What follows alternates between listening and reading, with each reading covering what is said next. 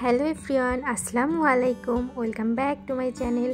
আমি আজ আপনাদের চিকেন বিরিয়ানি করিয়ে দেখাবো। যদিও এটা কোনো রেসিপি না, আমি নিজের মতো করে করছিলাম, ভাবলাম আপনাদের সাথে শেয়ার করি। তো চলুন আমি আপনাদেরকে একটু দেখিয়ে দিই আমি আজ কীভাবে চিকেন বিরিয়ানিটি করলাম।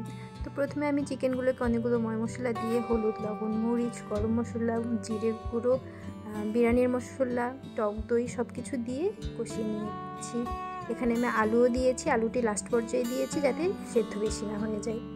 এরপর আমি এখানে বাসমতি চাল দিয়ে দিলাম। এখানে আমি হাফ কেজির মতো বাসমতি চাল দিয়েছি। চালটাকে আমি ধুয়ে পানি ঝরিয়ে নিয়েছি। তো এরপর আমি চালের সাথে একটু মশলাটা কষিয়ে নিব। চালটা যখন একটু ঝরঝরে হয়ে যাবে তখন আমি এখানে পানি দিয়ে দিব।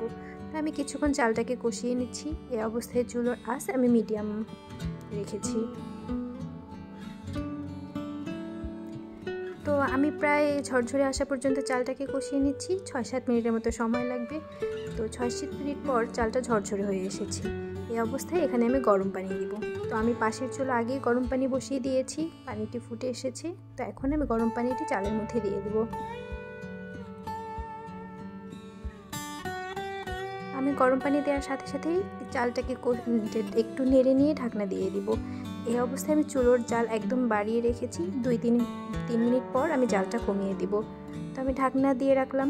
2-3 মিনিট পর আমি চুলোর জালটা একদমই মিডিয়াম লো করে দিচ্ছি। তো দেখবেন আপনি ঢাকনা খোলার পর পানিটা একদম কমে এসেছে।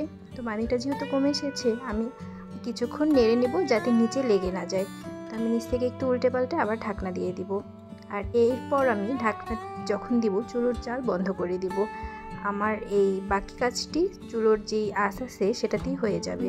তো আমি চুলোর আঁচে প্রায় 20-30 মিনিটের মতো দমে রাখবো এখন বিরিয়ানিটা। আর কোনো আমি এক্সট্রা পানি বা চুলো জ্বালিয়ে দিব না। তো এই অবস্থায় আমি বিরিয়ানিকে ঢাকনা দিয়ে 20-30 মিনিট বসিয়ে রাখবো।